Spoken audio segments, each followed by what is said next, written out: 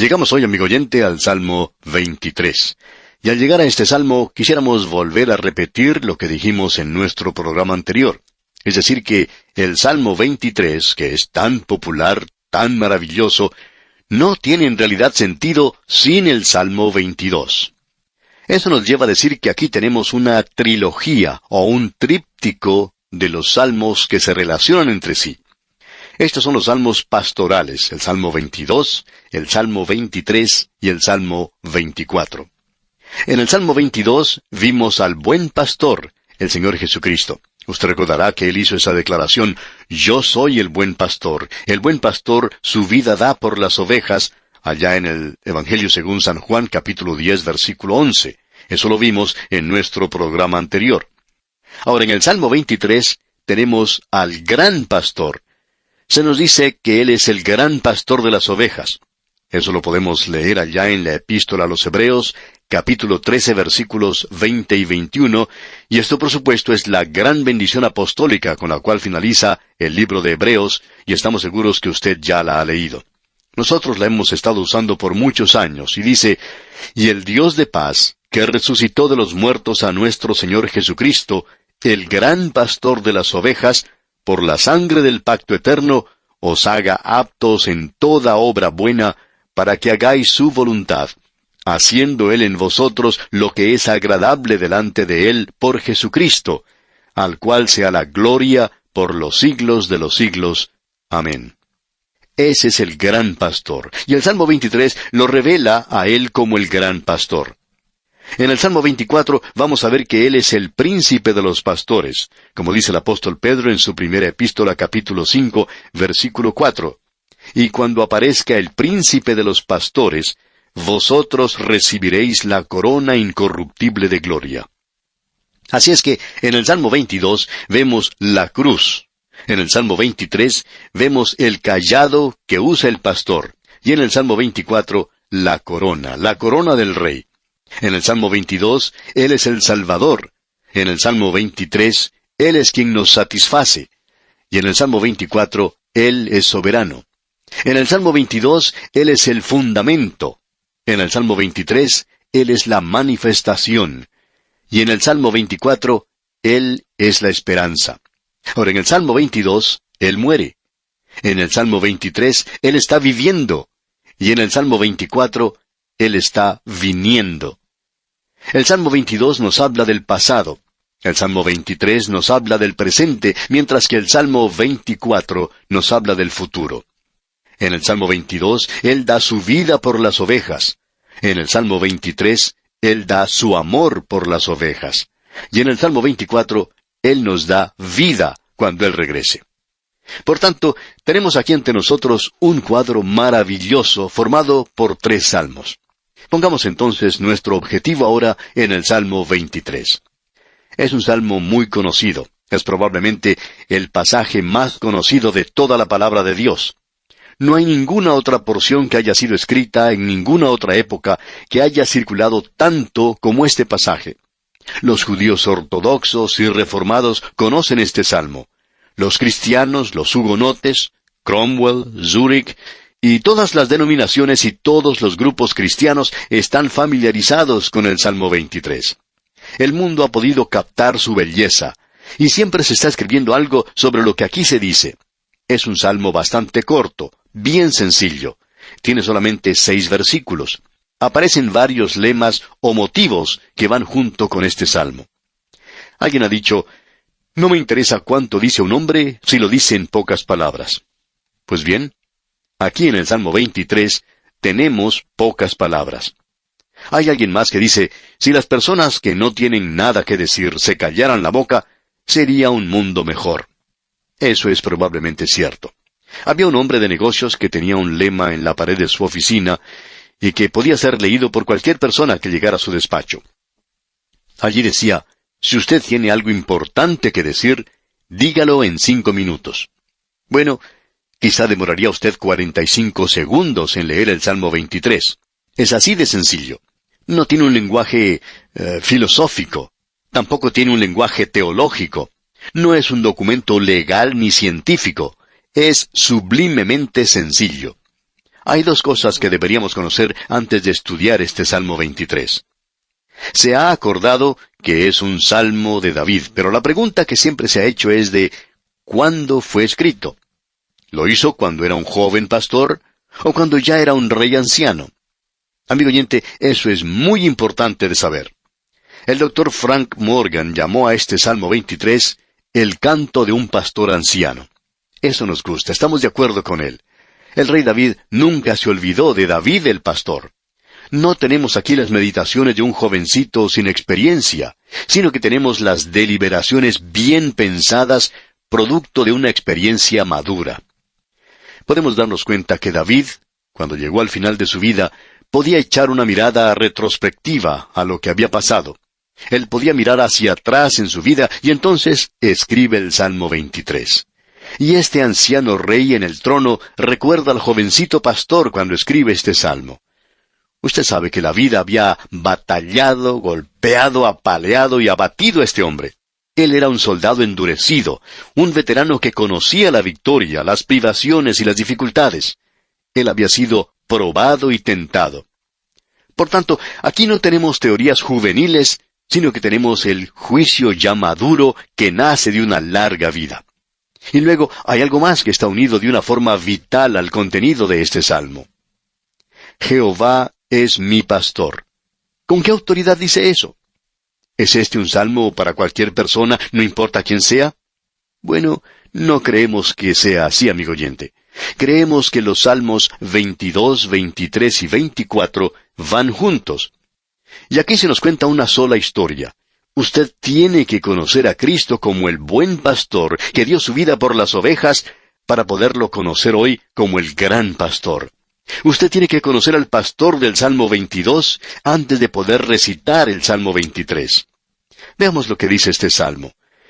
Hemos tratado de dividirlo y usted puede ver por las notas y bosquejos que le hemos enviado que los primeros 2 versículos nos muestran la revelación del santuario del alma del pastor.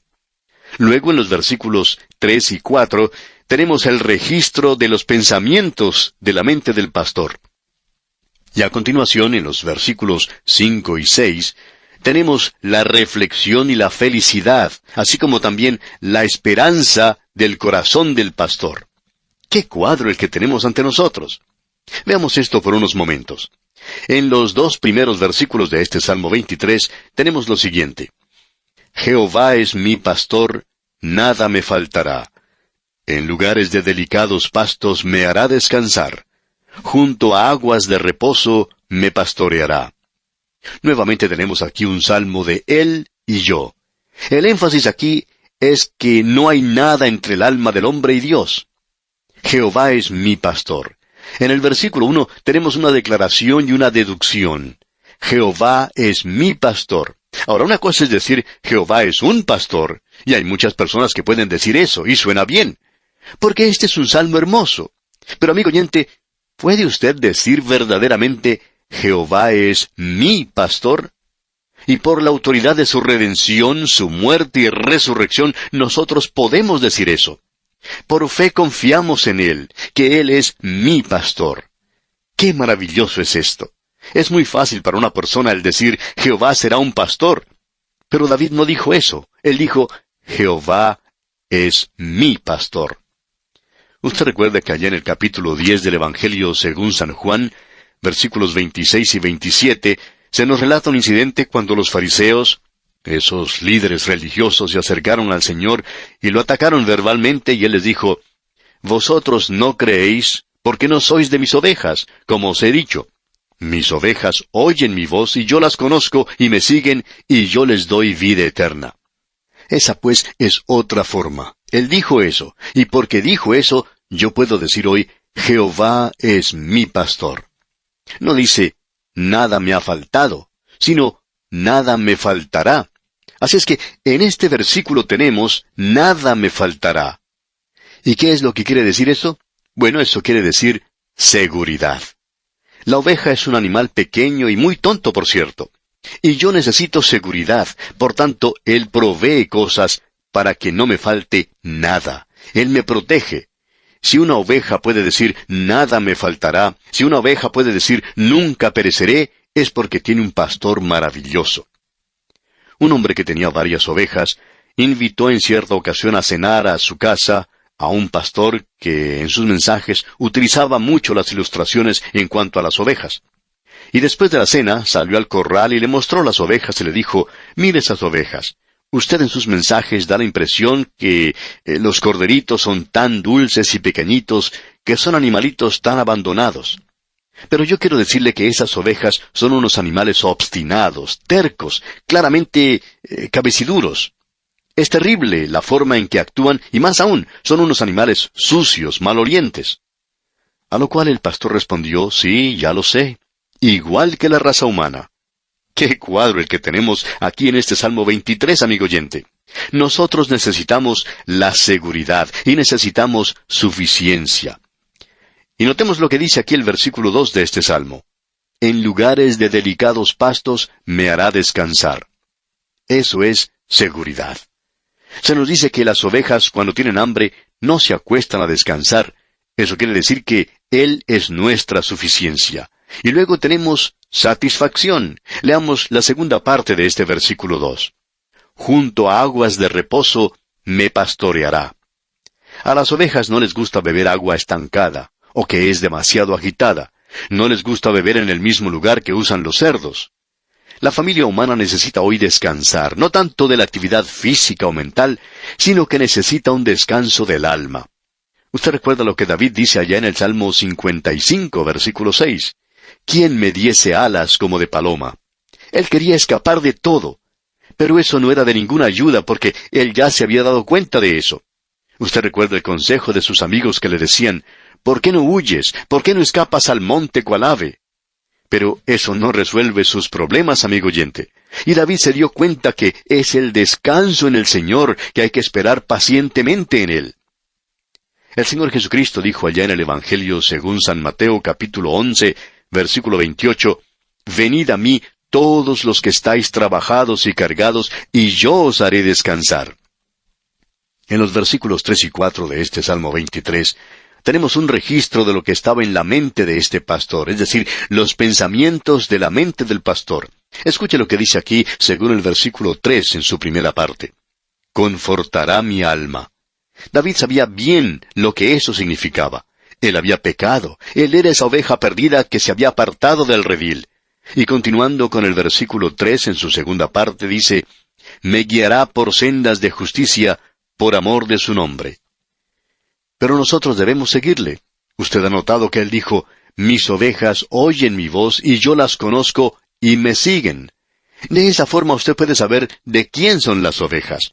Usted se da cuenta que en aquellos días los pastores nunca empujaban a sus ovejas. Las ovejas seguían a los pastores. Eso ya no sucede en el presente en ese lugar.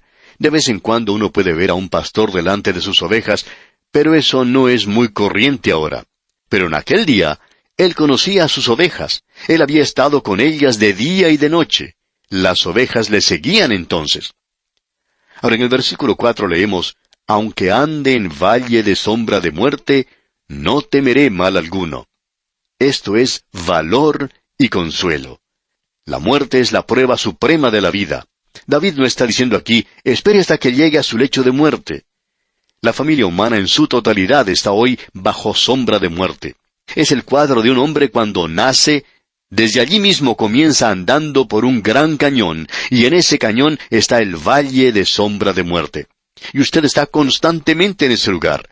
Se dice que uno debe cruzar una calle con mucha viveza, con mucha rapidez, porque solo quedan aquí en esta tierra los vivos y los muertos.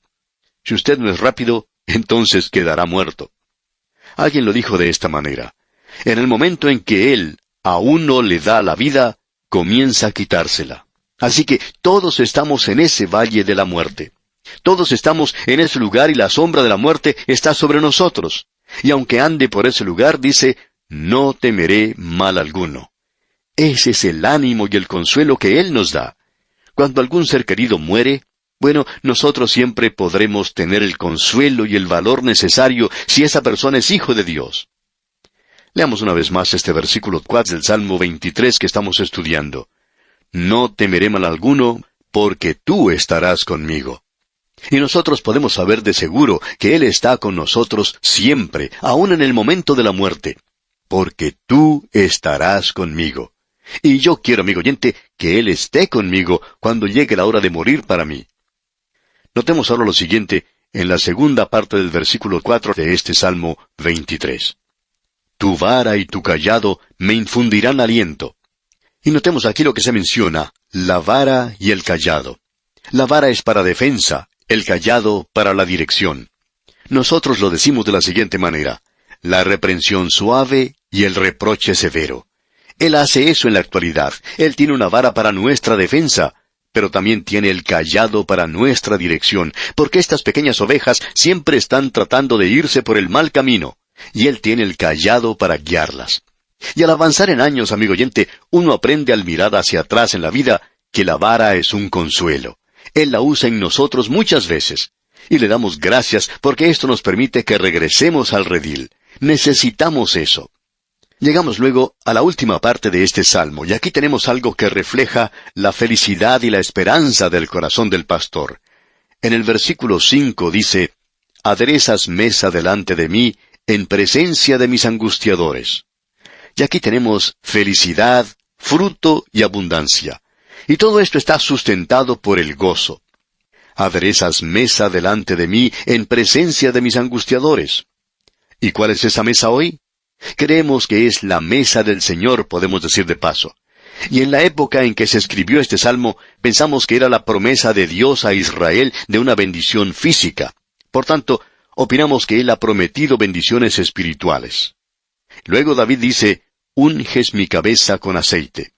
Y ese aceite habla del Espíritu Santo. Necesitamos, amigo oyente, ese ungimiento del Espíritu Santo en el día de hoy. No podemos enfrentar la vida solos. Y al final del versículo 5 leemos, mi copa está rebosando. Y eso es gozo. Necesitamos ser sostenidos, soportados con gozo hoy. Él dice, yo he venido para que tengan vida y para que la tengan en abundancia, para que vuestro gozo sea cumplido. Necesitamos que nuestra copa esté rebosando. Llegamos luego al versículo 6.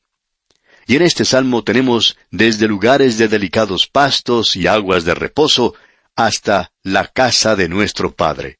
Él es nuestro pastor. Leamos este versículo 6. Ciertamente el bien y la misericordia me seguirán todos los días de mi vida, y en la casa de Jehová moraré por largos días. Y Él me ha dicho, amigo oyente, yo voy a preparar un lugar para ti, y cuando lo haga, volveré y te llevaré conmigo. Sabe, amigo oyente, las ovejas no son mucho. Nosotros no somos como los animales de raza, digamos de paso, pero tenemos un pastor maravilloso. ¿Puede usted decir esto hoy, amigo oyente, en este preciso momento, Jehová es mi pastor? Si usted puede decir eso, entonces puede decir el resto del salmo, porque Él es el pastor, Él entregó su vida por las ovejas, y Él es su Salvador. Y entonces, usted puede recitar este salmo.